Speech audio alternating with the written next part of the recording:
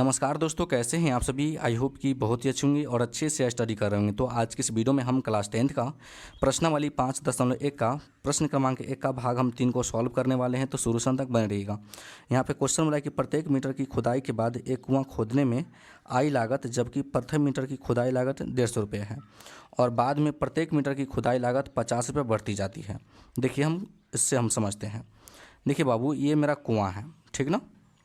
अब देखिए क्वेश्चन में कहा गया है कि आप 1 मीटर खुदवाते हैं तो आपको 150 रुपये देने पड़ेंगे। समझ में आ गया। और उससे आप जितना आगे मीटर आप खुदवाइएगा उतना 50 रुपये आपको देने पड़ेंगे। जैसे कि आप 2 मीटर खुदवाते हैं तो आपको 50 रुपये फिर से देने पड़ेंगे। तो 150 और 50 कितना हो जाएगा, 200 रुपया। 3 मीटर अगर आप खुदवाना चाहते हैं तो फिर से आपको 50 रुपये देने पड़ेंगे। तो 200 और 50 कितना हो जाएगा, 250। 4 मीटर आप खुदवाना चाहते हैं तो फिर से 50 रुपये देने पड़ेंगे। तो 250 और 50 रुपया तो कितना हो जाएगा, 300 रुपया। उसी प्रकार आप जितना चाहें उतना मीटर को आप निकाल सकते हैं, खुदाई का लागत, है ना। तो चलिए हम लोग मान लेते हैं। तो लिखेंगे हल, मान लेंगे कि माना कि प्रथम मीटर की खुदाई लागत हम मान लेते हैं कितना रुपया है बाबू। तो बोला है कि प्रथम मीटर की जो खुदाई लागत है 150 रुपया। तो हम लिख लिए 150 रुपये। कोई दिक्कत यहाँ तक? कोई दिक्कत नहीं। लिखेंगे दूसरे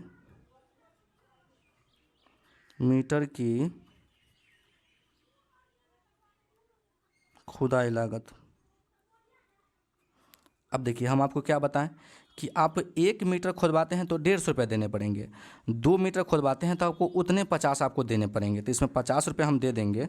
तो देखिए बाबू, 150 अब प्लस के 50 कितना हो जाएगा।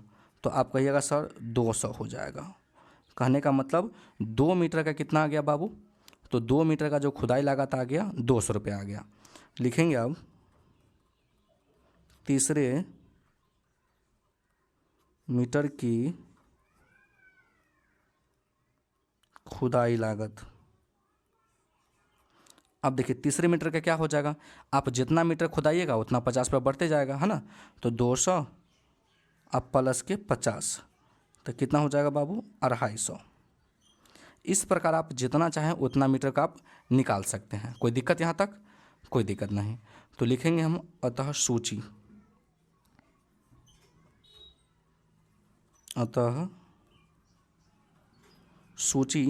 क्या आ गया। पहला पद आ गया बाबू 150, दूसरा पद 200, तीसरा पद कितना आ गया तो 250। इसी प्रकार से आप जितना चाहें उतना आप निकाल सकते हैं। अब ये सूची को हमको जांचना है कि एपी में है कि नहीं है। उसके लिए आपको क्या करना पड़ेगा बाबू, तो सार्वंतर निकालना पड़ेगा। सार्वंतर कहने का मतलब D1। इसका सूत्र होता है दूसरा पद माइनस के पहला पद। चलिए, तो दूसरा पद क्या है, तो दूसरा पद है आपका 200, पहला पद है कितना 150, घटेगा तो कितना आएगा बाबू, 200 में से 150 घटेगा तो 50 आ जाएगा ना। चलिए फिर हम निकाल लेंगे सार्वंतर।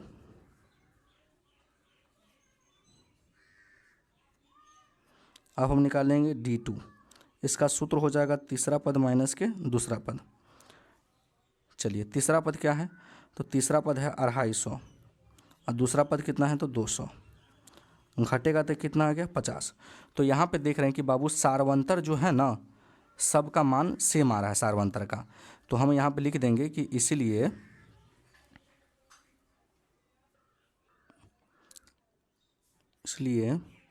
D1 के बराबर है D2।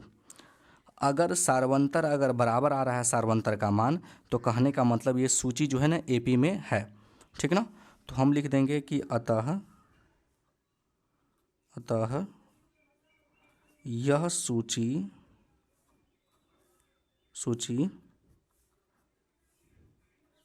एपी में है। तो आई होप कि ये क्वेश्चन बहुत ही अच्छे तरीके से आपको समझ में आ गया होगा। अगर मेरे चैनल पर नए हैं तो वीडियो को लाइक कर दीजिएगा और चैनल को ज़रूर सब्सक्राइब कर दीजिएगा। वीडियो देखने के लिए बहुत बहुत धन्यवाद।